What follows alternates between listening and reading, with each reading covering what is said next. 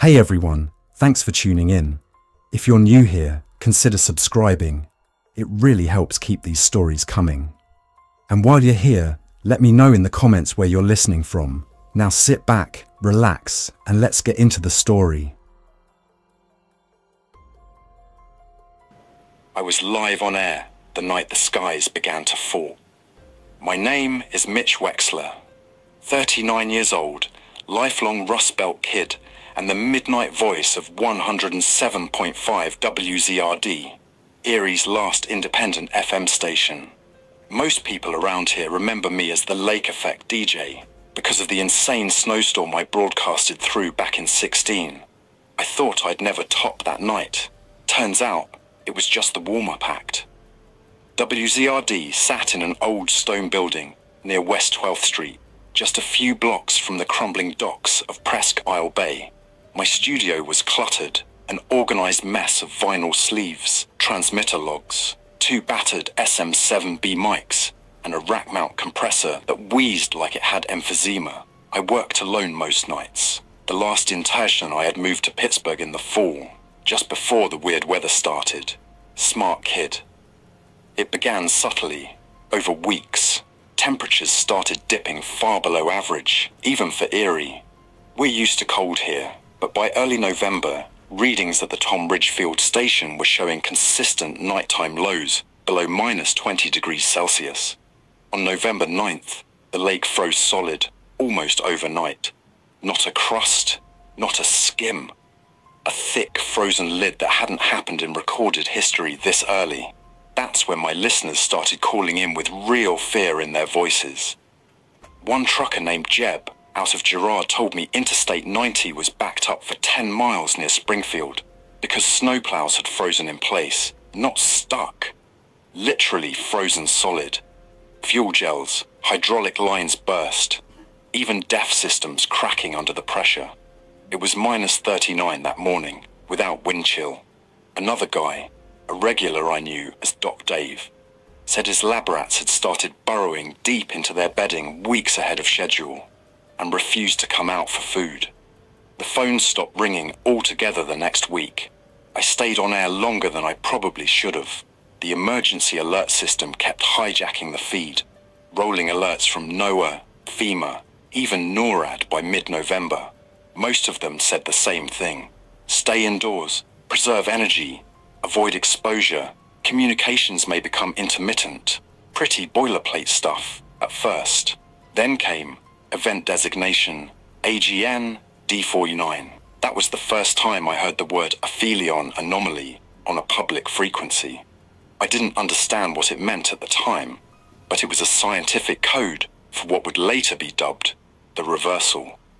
Something had gone wrong with the Atlantic Meridional Overturning Circulation, the AMOC, one of the main conveyor belts of warm ocean water that regulates the climate. When it stopped, everything unraveled. The sun still rose, but the days felt dimmer, like a film had been pulled over the sky. By December 1st, Erie had racked up nearly 200 inches of snow. The local meteorologists had stopped broadcasting. No flights, no rescue, just cold silence. The station ran off a backup diesel generator fed by an above-ground tank buried under 6 feet of snow and ice. I had enough fuel for a month, maybe more if I shut down during the day. But without deliveries, I knew I was on borrowed time. I kept broadcasting as long as the gear held up. December 6th was the last day I spoke on air. I'd gone outside that morning, bundled in 3 layers of synthetic fleece and 2 battery-powered hand warmers jammed into my chest pockets. My goal was simple: dig out the generator and top it off. But the second I stepped into the wind, I felt it in my teeth, that deep, metallic ache. The air temperature was minus 48 degrees Celsius, and I could barely see 10 feet ahead. I shuffled to the shed behind the building where the tank sat, and the snow swallowed my boots. 10 minutes later, I realized my fingers had gone stiff. That was the first time I really thought I might die. I made it back to the door and fumbled with the key. The lock had frozen. I had to blow warm breath into the latch until I got frostbite on my lips. When I got back inside, I lay down on the floor of the control room, next to the space heater, and just stared at the red on-air light. It blinked for hours while the generator hummed below, but I knew it wouldn't last. That night, I turned off the transmitter for the first time in 14 years. When the power finally cut out 2 days later, I had already packed my go bag, thank God. A weather-sealed 75-litre Osprey pack with essentials, water purifier, a jet boil stove, freeze-dried meals, emergency blankets, a multi-tool, a field radio with a hand crank, and a Glock 19 I inherited from my uncle back in 2020. Pennsylvania winters can be mean, even in good years. This was something else. I planned to head to the Erie Federal Courthouse building on State Street. It was downtown and supposedly still under federal authority, with DHS and FEMA coordination for remaining civilian shelter. It was about 2 miles east, but every inch was frozen wasteland. I wrapped my feet in heat-reflective mylar before putting on my boots, layered everything, used Vaseline on my face to protect from windburn. I even taped chemical warmers to my thighs and underarms. The walk took 4 hours. I passed the remains of people, dozens of them, some frozen mid-stride. One family had curled together in the cab of a minivan on Peach Street. The windows cracked with frost flowers. Nobody moved. No animals, no birds. Just a deep, moaning wind that echoed down between the skyscrapers like some ancient thing had woken up from under the lake. The courthouse was barricaded, but I saw smoke from one of the upper floors. I banged on the steel gate until my knuckles bled. Finally, someone slid open a slot in the door. "You armed?" came a voice, raspy, male, maybe late 50s. "Yes," I answered, "but not hostile, just looking for shelter." The man looked me up and down before unlocking 2 padlocks and yanking the gate aside. "Get in before you freeze solid." His name was Marcus Caldwell. Used to be a mail carrier before retirement. He was volunteering security inside the makeshift federal shelter. There were about 30 of them left, engineers, nurses, an off-duty EMT named Erica, and even a NOAA field researcher who'd been working at the lake when it froze. They turned the second floor into a living space, used propane heaters, and battery packs scavenged from the nearby police station. Water came from melted snow. Food was whatever they could scavenge. They didn't trust me at first, and who could blame them? But when I told them I was the voice from 107.5, something shifted. "You're the DJ?" Erica asked, incredulous. "You're the one who kept talking through all this?" "Yeah," I said, sitting down next to a broken coffee machine. "Guess now I'm just another guy looking to survive." She smiled faintly. "You're not just that. You're the reason I stayed sane through November." I stayed with them, day after day. Nights were the worst.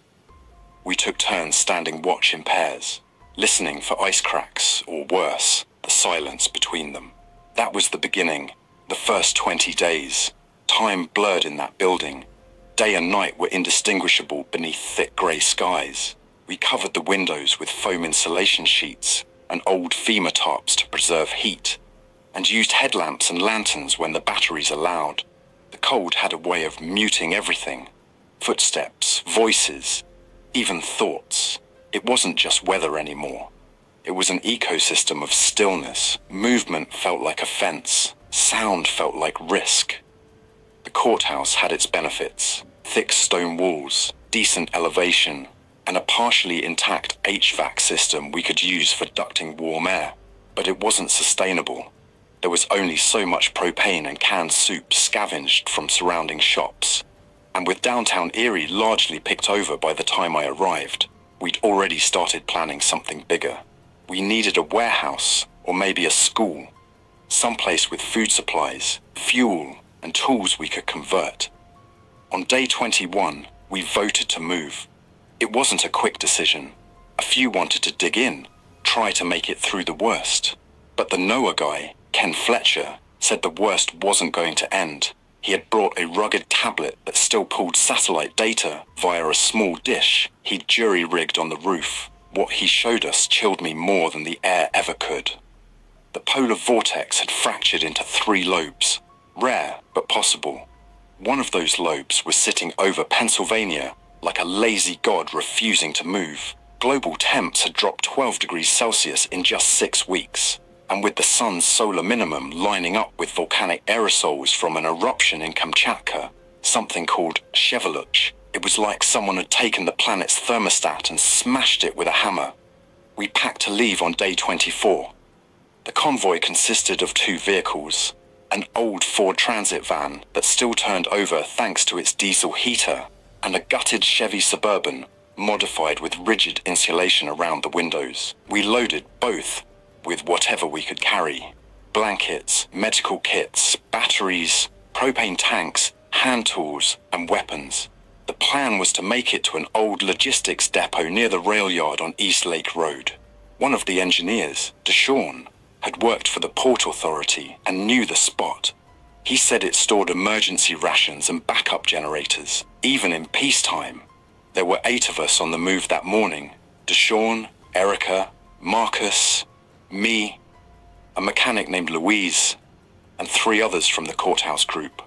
We left behind a few people who were too old or sick to travel. One of them was a retired professor named June, who'd been documenting everything by hand. She told me, before I left, "Make sure there's a record, Mitch, even if no one's left to read it." I promised her I would. We left just after dawn. Though the light was so dim, it may as well have been twilight. The vans moved at walking speed, headlights off, tires crunching through frozen snowdrifts and black ice. The world outside looked like a sculpture garden of frozen tragedy: crashed cars, collapsed rooftops, skeletal trees bowing under ice. There were no birds, no dogs, no traffic. Just us. The depot was 6 miles northeast, and it took us the better part of the day to get there. We avoided Interstate 90 entirely, too exposed. Instead, we crept through back streets, zigzagging across 12th, German, and Holland streets, following plow scars from earlier storms. Halfway there, we encountered our first real threat. It was just past the old GE locomotive plant on Franklin Avenue. The road narrowed near a frozen rail crossing, and we had to stop to clear debris: broken pallets, ice-choked rebar, and half a utility pole. While the rest of us worked, Erica and I took overwatch near a crumbling office building that once housed dispatchers. She handed me binoculars and pointed to movement beyond the next intersection. At first, I thought it was windblown snow. Then I saw a figure, a man, dressed in tattered layers, dragging what looked like a sled behind him. Then another, and another. 3 in total. They weren't part of any rescue effort. They moved slowly, deliberately, with hoods drawn low. One had a crowbar strapped across his back. Another carried a long bolt cutter. Scavengers. They saw us before we could hide, but they didn't run. They just stopped, stared. Then they knelt. Not out of surrender, but like they were trying to vanish into the snow. It was something in the posture that chilled me. "We need to move," Erica whispered. We tried to back transit van away, but it caught a patch of ice and fishtailed into a parked car. The crash wasn't loud, but it was enough. When we turned again, the strangers were gone. Not walked off, gone. That night, after we reached the depot, Marcus said he recognized the behavior. "I used to do search and rescue after avalanches," he said. "People trapped under snow sometimes see shadows. They call them frost ghosts. Not real, just the brain starving for heat." "But we all saw them," I said. "Exactly," he replied. The depot was intact, but barely. One side of the building had collapsed under the weight of accumulated snow. A loading dock was frozen solid, and we had to use a car jack and tire chains to pry the door open. Inside, we found crates marked with federal inventory codes. US DHS Logistics, Region 3. Deshawn let out a laugh that echoed through the dark. "Bingo," he said, prying one open with a crowbar. Inside, emergency MREs, canned water, heavy wool blankets, and best of all, fuel cells. Not just gas or diesel, but military-grade lithium-ion packs meant for field equipment. The real treasure, though, was a still-wrapped Goal Zero Yeti 6000 battery station and 2 folded solar blankets the size of doors, enough to power radios, heaters, and lighting indefinitely, if rationed properly. We turned the depot into our new shelter that night. Louise and Marcus reinforced the doors with steel cable and lumber, while Erica and I reassembled the solar gear on the roof. Even with limited sun, it gave us enough wattage to run a few lanterns and a heating pad. We arranged crates into sleeping areas, hung tarps between shelves, and built a small cooking corner using an old camp stove I carried. For the first time in weeks, it felt like forward motion instead of just survival. That illusion didn't last long. On day 29, our radio caught something. Ken had powered up the field set on a whim, scanning NOAA frequencies and old emergency bands. Around 7:30 p.m., a signal broke through. Distorted, intermittent, but unmistakably human.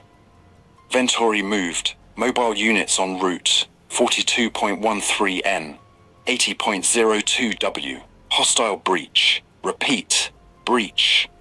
That coordinate was close. Less than 15 miles away, northeast near Harbor Creek. The language was military. Hostile breach meant someone had attacked a federal supply unit. Deshawn thought it might be DHS, still active and trying to recover mobile shelters or deploy supplies. Erica had another theory. She'd worked in emergency medicine after Hurricane Sandy and had seen what happened when federal response systems collapsed under stress. "It's not government," she said. "It's whatever replaced them." We didn't sleep much that night.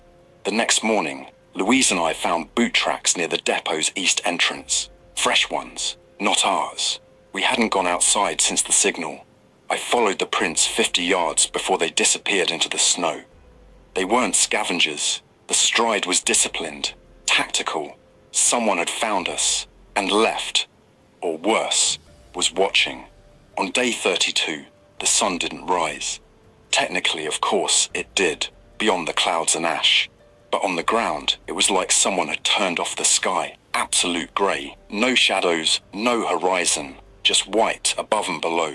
Ken said it was nuclear twilight, not because of a bomb, but because of the way suspended particles in the atmosphere were refracting and trapping light. Volcanic ash, industrial soot, frozen aerosols, an artificial night. That was the day we began hearing the noise. It wasn't mechanical, not vocal, just a low-frequency pulse, like distant thunder buried under ice. It would rise and fall irregularly. At first we thought it was structural, metal groaning under thermal stress, but Marcus ruled that out. The building wasn't flexing, the snow wasn't shifting, it was coming from outside. Ken tried to record it on the tablet's microphone, but the software froze. No waveform, no signature, just silence. We stopped talking much after that. The real cold came on day 35. It hit -61 degrees Celsius before our thermometer gave out. The world was dead still. Batteries froze. Our breath crystallized mid-air. Even the snow looked different, glassy, as if fused. You learn to recognize cold as more than a temperature. It becomes a presence, not a backdrop or inconvenience, but a predator. And by day 35, it had stopped stalking and started feeding. The depot groaned like a ship in Arctic waters. Steel contracted. Frost spread through the seams of the walls like veins under skin. Every time I touched metal, I felt pain. You couldn't use your bare hands for more than a few seconds before skin began to die. We layered gloves, heated the tips with chemical packs, but it wasn't enough. It was during that stillness that Erica got sick. She had been coughing since day 32. Nothing alarming at first, just dry throat and fatigue. But by day 36, she had a fever. It wasn't viral. No one else had symptoms. It was the cold itself, Ken thought. Acute hypothermic stress layered with altitude-like hypoxia. The air pressure had shifted across the Great Lakes basin, thinning from the abnormal thermal gradient. Erica, who had asthma as a child, was hit the hardest. She could barely stand, and her breath came in ragged, shallow gasps. We wrapped her in blankets, fed her electrolyte gel, and rotated watch shifts to keep a heated pad on her chest. Still, she kept saying the same thing in her sleep. It's watching. It's waiting. At first, we chalked it up to fever dreams, delirium brought on by her condition. But none of us felt right either. We were exhausted all the time, alert and drained simultaneously, like a rubber band stretched tight for weeks. Louise suggested it was cumulative stress. Marcus quietly disagreed and began sleeping with his crowbar across his chest. It was on day 38 that the snow changed again. Ken and I had climbed to the roof to clear solar blankets from the previous day's frost. It had been risky even before. The climb involved crossing an icy catwalk between the office annex and the main warehouse roof. But now the metal had become so brittle, we had to move in slow, steady increments. The moment I stepped onto the last rung of the ladder, I felt the surface shift, not break, shift, like we were standing on something no longer frozen solid, but flexing beneath its own weight. We got the panels cleared, but what caught our attention wasn't on the roof. It was what lay beyond the depot, toward the lake. We spotted movement again, far off, at least 500 meters, just beyond the freight line, where the rail yard disappeared into flat white. At first it looked like mist curling in low troughs of snow, but it moved against the wind. It had direction, shape. I pointed it out to Ken and asked if he saw a heat mirage. He said, "There's no heat left to bend light." We stayed low and watched. The shape pulsed and shimmered, like a shimmer in a pane of glass, vertical and motionless. Then it vanished. We didn't tell the others at first. By day 40, Erica was stabilized but couldn't walk far. That forced our hand. We needed medicine, real antibiotics, bronchodilators, heat gels, anything. We decided to head for St. Vincent's Hospital on West 25th, about 4 miles from the depot. The hospital complex was probably buried, but the pharmacy might still be intact. It was a gamble, but we were out of options. Ken, Marcus, and I prepared to go. We wore everything: polyester base layers, synthetic down parkas, mylar wraps, even makeshift exhalation filters made from carbon mask inserts and old ski goggles. Marcus fashioned crampons from steel brackets to grip the fused snowpack. We armed ourselves with a civilian AR-15, a 12-gauge shotgun, and Ken's lever-action .30, 30, reliable in cold, easy to maintain. We left at first light on day 41, if you could call it light. Visibility was less than 30 meters. White air and flattened shadows. The wind had died, but everything smelled like ozone and minerals, as if the world had become electric and inert at once. We moved slowly. No vehicles, just sleds tied with paracord, carrying fuel packs and a collapsible stretcher. The streets were unrecognizable. Buildings had collapsed under ice weight. Cars turned into coffins of metal and frost. No scavengers, no signs of life, just the sound of our own boots and breath. Halfway there, we saw more tracks. Not fresh, but recent, not human. They looked like boot prints, but too long, wider at the heel, like someone walking barefoot with something tied to their soles. The spacing was off, too far apart. It suggested a gait not constrained by cold or weight. Marcus squatted beside them, stared for a long time, and said nothing. We moved faster after that. St. Vincent's was a ruin. The emergency wing was collapsed, and the main structure was locked under 3 stories of snow and ice. But the loading dock entry on the south wing had a breach. Someone had already been there. That complicated things. Inside, the cold was worse. We used headlamps to move through halls of twisted signage and debris. Medical posters from a dead world flapped quietly in the still air. We found the pharmacy, half looted, shelves stripped bare. But in the backup storage, Ken located an emergency crash cart still wrapped in sterile plastic. Inside, bronchodilators, a nebulizer kit, and a sealed pack of injectable broad-spectrum antibiotics. Jackpot. We almost didn't make it out. On the second floor, as we tried to exit through the stairwell, the temperature dropped like a stone. My breath hit the floor like smoke hitting glass. I turned, and the hallway behind us went dim. Not dark. Dim. like shadows had thickened. A shape formed at the far end. It wasn't walking, it wasn't crawling, it just was. Like the shimmer from the rooftop. I blinked, it disappeared. We didn't talk, we just ran. Back at the depot, we administered Erica's treatment immediately. She was semi-conscious, murmuring fragmented thoughts. She gripped my hand at one point and said, "Don't open the doors again. Not at night. It's not wind anymore. It's walking." We all heard her, but no one responded.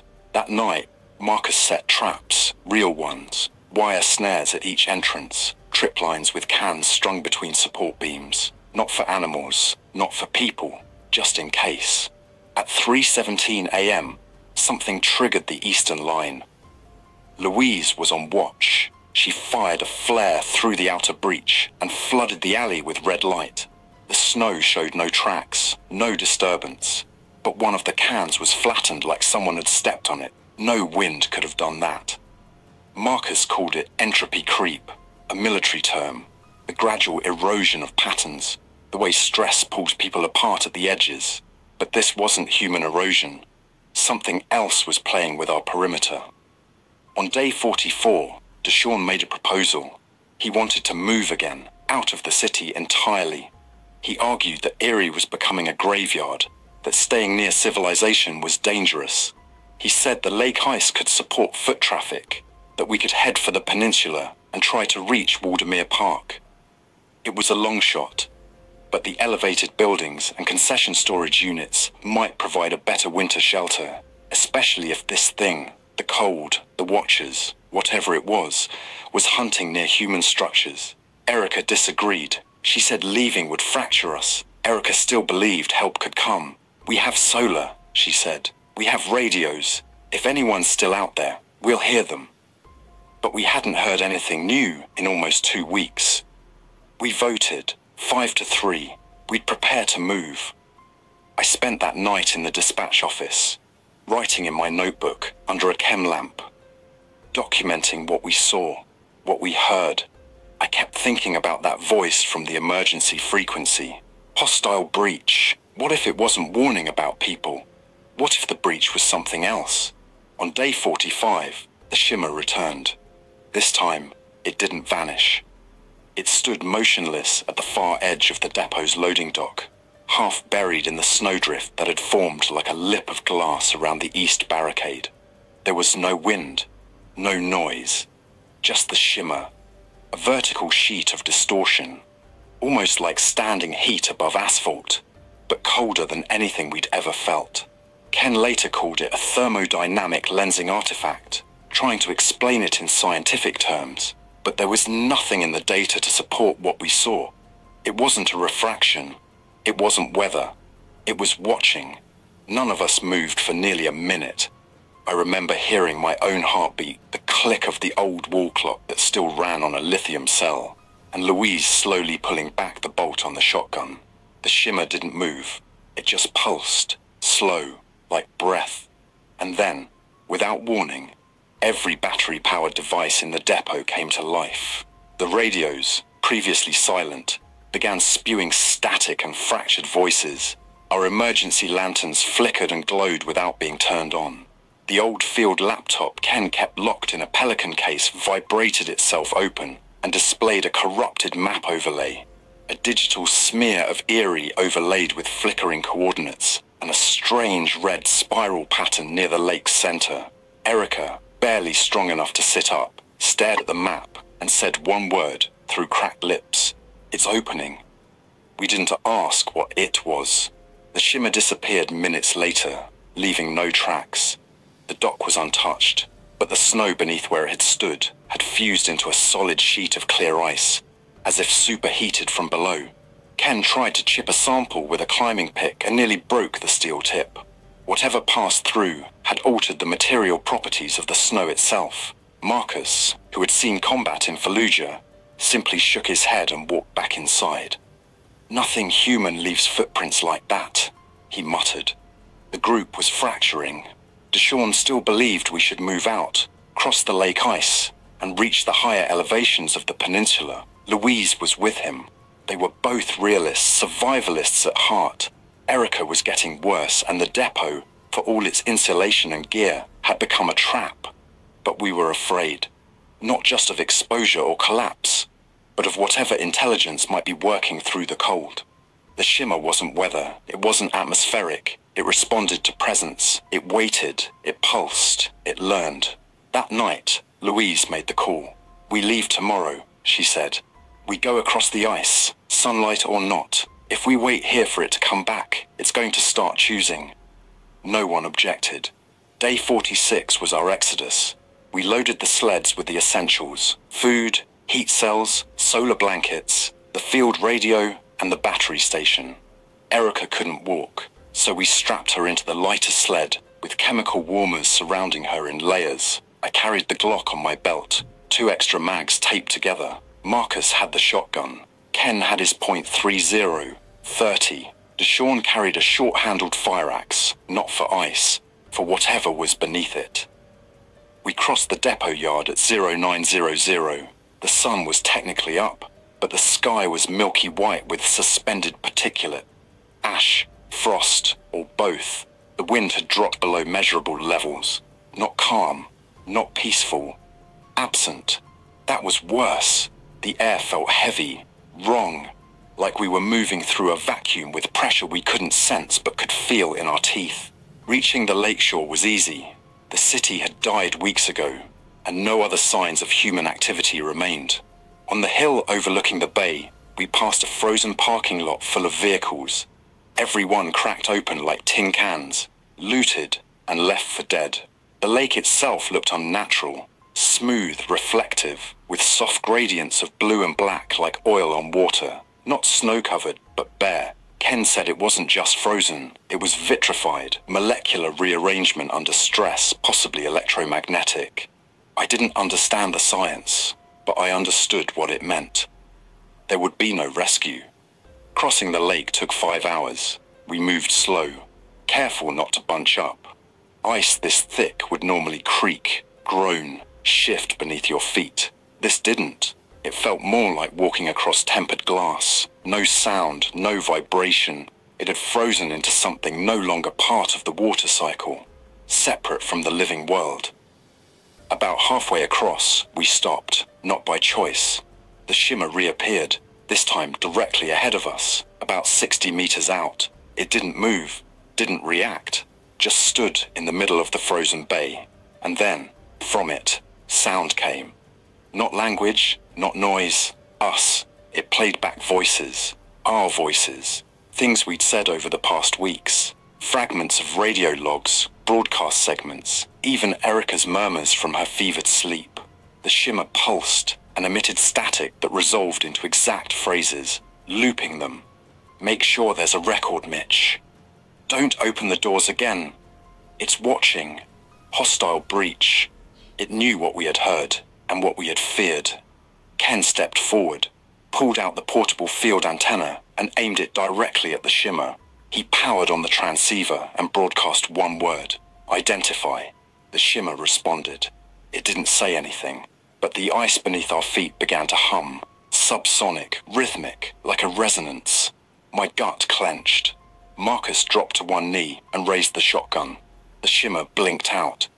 Then the ice cracked. Not a rupture, not a fracture, just a thin seam running perpendicular to our path. Too far ahead to break under us, but deliberate.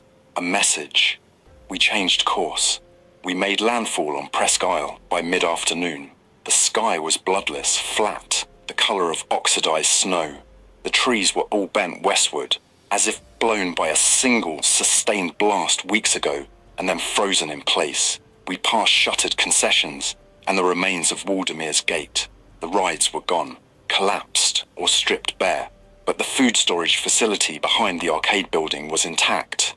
Built partially underground, its insulation had preserved it better than expected. We moved in. That night, Ken and I returned to the edge of the lake with the antenna. We broadcast again, not for help this time, for confirmation. Ken tuned to the frequency we first heard back on day 29, the one with the phrase AGN D49. It was still there, looping now, muted, like someone trying to whisper across a dying channel. Ken recorded it, cleaned it up on the tablet, and ran it through a phonetic translator he had used for satellite telemetry decoding. What we got wasn't words. It was coordinates and a timestamp. Latitude 42.1657 degrees N, longitude 80.0965 degrees W. Date the 17th of February 2025. Time 3 hours 13 minutes and 42 seconds UTC. It was right under the ice, the center of the lake, and the time was 48 hours away. On day 48, Ken, Deshawn and I hiked to a bluff overlooking the bay. We set up the receiver, and a pair of parabolic microphones scavenged from the depot's security stash. The lake had begun vibrating the night before, not visibly, but in the subsonic range. A pulse every 43 seconds, rhythmic, like breath or countdown. The temperature was now stable at minus 67 degrees Celsius. At exactly 3:13 UTC on February 17th, the pulse stopped. We saw the shimmer again, no longer a shape, but a curtain. It rose from the lake like a sheet of static and extended across the horizon. Ken began taking photos with the old DSLR. The viewfinder fogged instantly. Electronics failed. Every single piece of tech, except the analog recorder I had in my coat, shut down. I held the mic steady and recorded nothing but silence. Then, from below the ice, light emerged. Dim, gold-white, not fire or plasma, something else. It moved slowly, horizontally, then vertically, then divided into 3 symmetrical branches like roots growing in reverse. It was the same pattern from Ken's corrupted map. A spiral, buried below the bay. Ancient, not man-made. And then it receded. We returned to the shelter. The group was silent. No one asked what it was. There were no more radio signals after that day. No more shimmer. No more pulses. The cold remained. Unforgiving. Absolute. But the watching stopped. The air felt heavier now. Not in pressure, but in meaning. Like something had closed its eyes. Or turned away.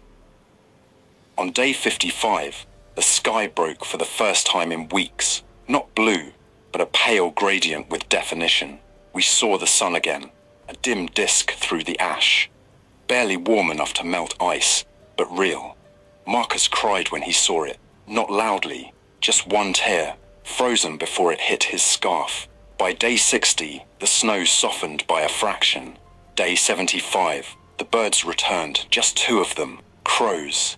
Day 91, a new signal. Clear, from Cleveland, short, but unmistakable. Human life, northeast perimeter, survivors. We responded. For the first time, we said our names. It's day 100 now. I'm sitting in the gutted shell of an old security booth near Beach 11. The wind is quiet. The cold is still lethal, but manageable. We've learned how to live inside it. Erica's breathing on her own again. Ken is mapping old NOAA stations for reachable caches. Marcus sleeps with the shotgun less now, and Deshawn is building a makeshift repeater tower from scrap and old antennas. I still broadcast. Every day at 0900 and 1800. Same call sign, same station ID. WZRD 107.5. I tell whoever's out there we made it, that we're alive. And I tell the cold it didn't win. Not this time. Thanks for listening. If you enjoyed this story, don't forget to like and subscribe. Your support keeps these creepypastas coming. Until next time, stay alert, stay safe, and never ignore the feeling that something is watching.